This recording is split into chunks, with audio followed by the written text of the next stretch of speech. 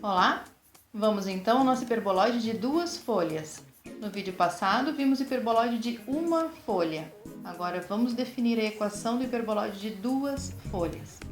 Para obtermos a quádrica hiperboloide de duas folhas, nós vamos tomar aquela equação onde já fizemos mudanças de coordenadas, as translações, e obtivemos ax ao quadrado mais by quadrado mais cz ao quadrado igual a d.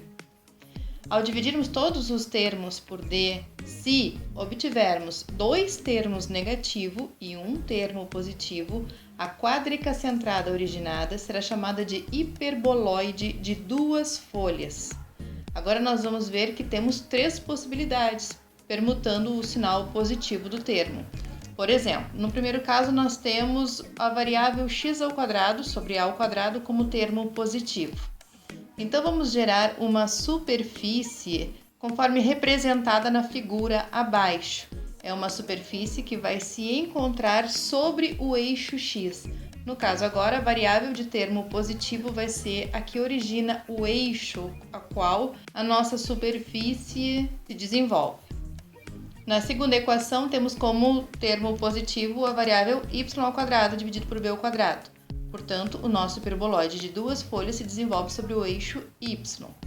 No terceiro e último caso, temos a variável z ao quadrado sobre c ao quadrado como sendo o termo positivo da equação. Portanto, o nosso hiperboloide de duas folhas se desenvolve sobre o eixo z.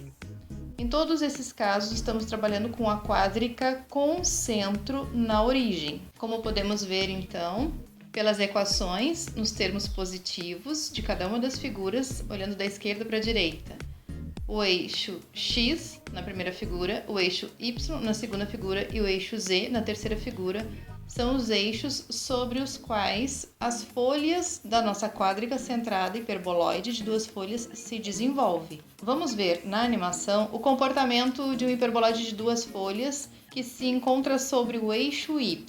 Veja que nós temos duas folhas simétricas em relação ao centro, que neste exemplo é o ponto de origem do nosso sistema de coordenadas cartesiano, e as folhas, que são esses ramos do hiperboloide, eles podem ser mais ou menos abertos ou mais ou menos achatados, conforme forem as medidas dos semi-eixos ao quadrado, e também os vértices de cada um dos ramos podem estar mais próximos um do outro ou mais afastados, conforme a medida, neste exemplo, do b, que na equação aparece como b ao quadrado.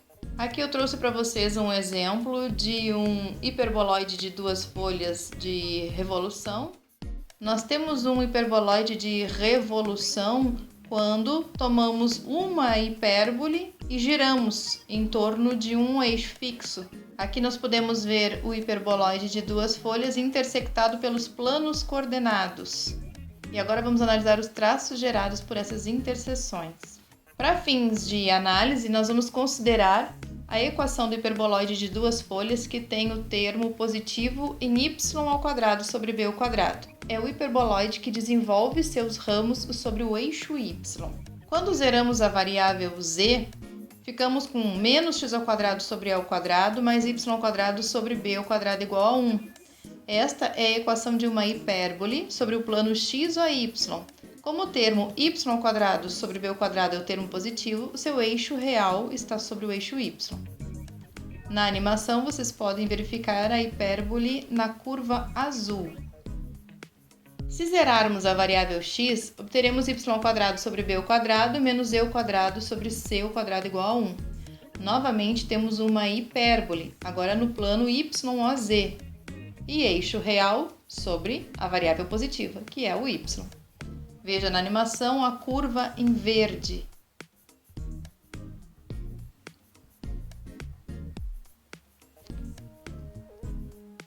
Agora observe que quando zeramos o y na equação, obtemos menos x ao quadrado sobre a ao quadrado menos z ao quadrado sobre c ao quadrado igual a 1. Veja que não há um traço, ou seja, não há intersecção do plano y igual a zero com o nosso hiperboloide de duas folhas.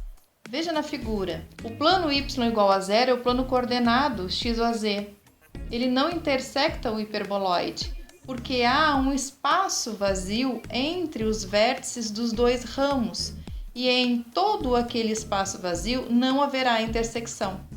O que limita aquele espaço vazio, no caso deste hiperboloide que está sobre o eixo y, é a medida 2b. A partir do centro, b unidades para um lado, b unidades para o outro. Nesse espaço não há intersecção com planos paralelos ao plano x ou z.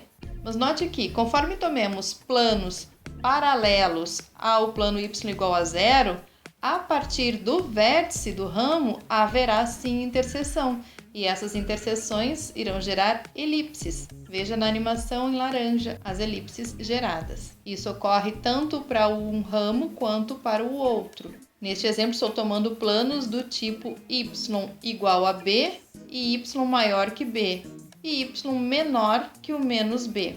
Então é importante observar que no hiperboloide de duas folhas, nós temos uma região onde não há traço. Essa região pode estar sobre o eixo y, como no caso da animação, mas também poderá estar sobre o eixo x ou sobre o eixo z. No próximo vídeo faremos exercícios de hiperboloides de duas folhas e aí vocês compreenderão melhor as interseções, os traços, as equações e o esboço do gráfico. Bons estudos e até lá!